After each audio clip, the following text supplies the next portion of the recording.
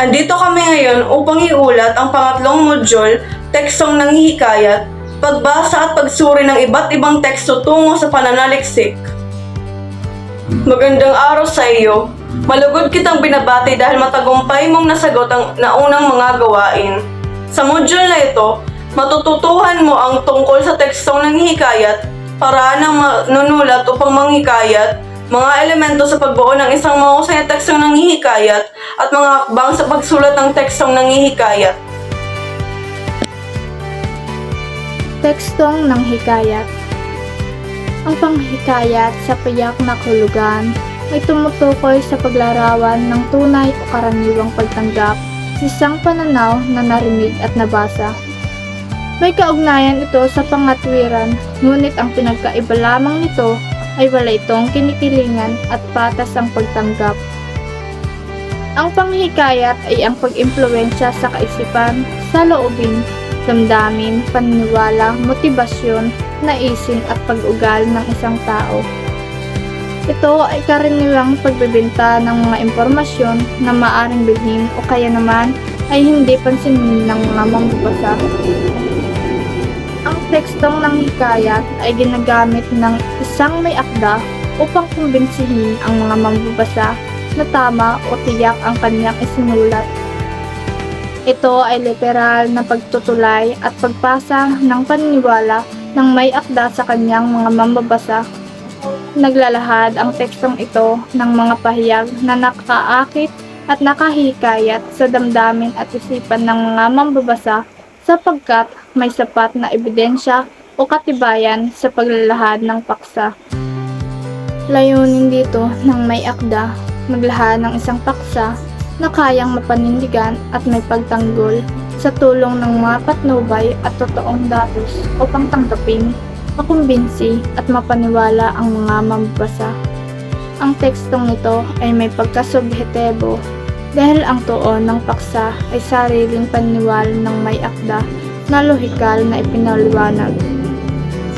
Ang tono ng isang tekstong nanghikayat ay maaaring nangangaral, nang-uuyam, nanghamon, nagagalit, nambabatikos, natatakot, nasisiyahan, nalulungkot, o nagpapahilig.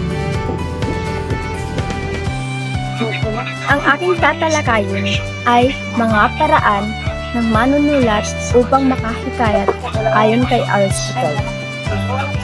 Una, ang ethos. Ito ay tumutukoy sa kredulidad ng manunulat. Ang kanyang sariling paniniwala sa loobin, damdamin, pag-uugali at ideolohiya sa kanyang paksang isinulat. Ang impluwensya ng kanyang karakter.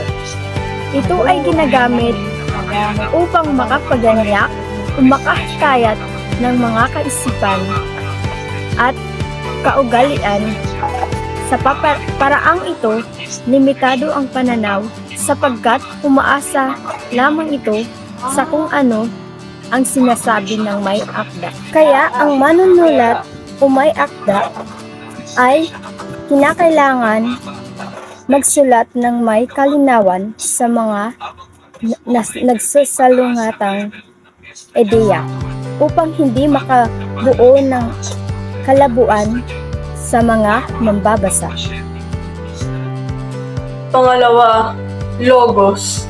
Pagiging rasyonal ng isang manunulat ang paraan na ito. Nangangailangan ito ng tiyak at rasyonal na katibayan upang makahikayat. Ayon kay Aristotle, nauugnay ang logos sa mismong ginagamit na salita ng manunulat na tila may nais patunayan. Gumagamit ang may akda ng mga pili-piling salita na nagtataglay ng makapangyarihang pamapaniwala ang bawat nambabasa.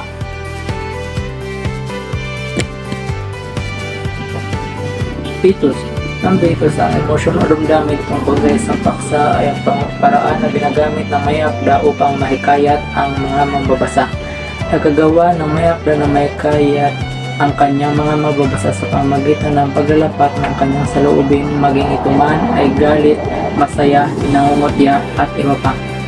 Ang halimbawa nito ay Noong may nagpost sa social media na kailangan nila ng tulong, ang mga taong nakabasa nito ay naawa kung kaya't nagpaabot sila ng donasyon. Mga elemento sa pagbuo ng isang mahusay na tekstong namihikayat is wave. Una, pagbuo ng mga katotohanang span. Dalawa, pagtukoy ng damdamin sa loobin na may kaugnayan sa interes ng mga mambabasa. Tatlo, pagkasunod-sunod ng mga kaisipan na may katotohanan at damdamin. Apat, pagbuo at pagpahayag ng konklusyon. 5. Paniwala ang mambabasa na ang konklusyon ay mula sa pagkasunduan katotohanan. 6. Magkaroon ng tiwala sa sarili. Mga hakbang sa pagsulat ng tekstong nanghihikayat. Una, buuin ang iyong teksto. Alamin kung ano ang dapat samahan ng ebidensya at ang tamang pagkasunod-sunod ng mga ito. Kailangang isaalang-alang ang iyang layunin, mambabasa at paksa. Pangalawa, saliksikin ang iyong paksa.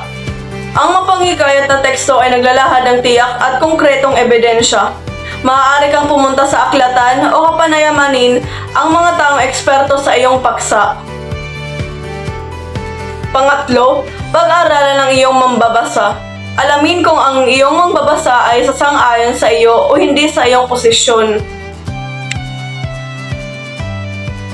Panghuli, piliin ang iyong posisyon. Alin ng mga bahagi ng isyu o problema ang nais mong sulatin at anong posibleng solusyon ang nais mong gawin. Alamin ang layunin ng iyong isusulat. Ang panuntunan sa pagsulat ng tekstong nanghihikayat, ang may akda ay kailangang magkaroon ng isang matatag na opinyon na madaling matanggap ng mga mambabasa. Simulan ang pagsulat ng teksto sa mapanghikayat na panimula upang bigyang pansin ng mga mambabasa. Maglahad ng mga ebidensya na susuporta sa isiniwalat ng opinyon. Pagtibayin ang pahayag sa kung ano ang nais na paniwalaan ng mga magbabasa. Dahil sa tekstong nanghihikayat, may personal na karanasan. Isa itong pag-aaral pagkatotoo sa pamamagitan ng magawa, galaw o kilos, ilang mga pangkat na panrelihiyon at mga paraan na pagtuturo at nagpapahalaga sa pagkatotoo sa pamamagitan ng karanasan. Halimbawa, kapag may isang tao nais matuto hingin sa laro ahedres, ang nag-aaral at nagtuturo at naglalaro at ilang mga laro ng ahedres sa pamamagitan ng pagkakaranasan ng mga kamalian at pagkatotoo mula sa mga mali. Mas matuto sila sa halip na magbabasa lamang tungkol sa paglalaro ng ahedres. Ang mga katatawanan, isang koleksyon ng mga kwentong nalikad dahil sa kawalan ng magawa. Bago magbasa ay handa muna ang pangalan ng hindi ang sumakit dahil sa katatawa. Ito ay kwento na nakakatawa na kunyari mga Tagalog joke. May hamon. Sa labanan ng pagganap ng away paghimok na makipagtunggali o lumahok sa isang patimpalak, hamonado isang uri ng lutuin. May panimula, katawanan o conclusion. Panimula, rasyonal o kadahilan sa bahaging ito, ipaniliwanag ang mga dahilan na pag-uukol na pansin at panahon sa pag-aaral ng problemang napili. Totohanan at mga statistika. Ang statistika ay ang pag-aaral tungkol sa pagtitipon, pagsasaayos, pag-aanalisa o pagsasiyasat, pagbibigay ng kahulugan o interpretasyon at pagtanghal ng mga datos o data. Kabilang dito, ang pagplano o pagkukoleksyon ng mga datos ayon sa disenyo o paraan ng mga statistikal ng survey at disenyong experiment. Maraming salamat sa inyong pakikinig. Sana ay may natutunan kayo.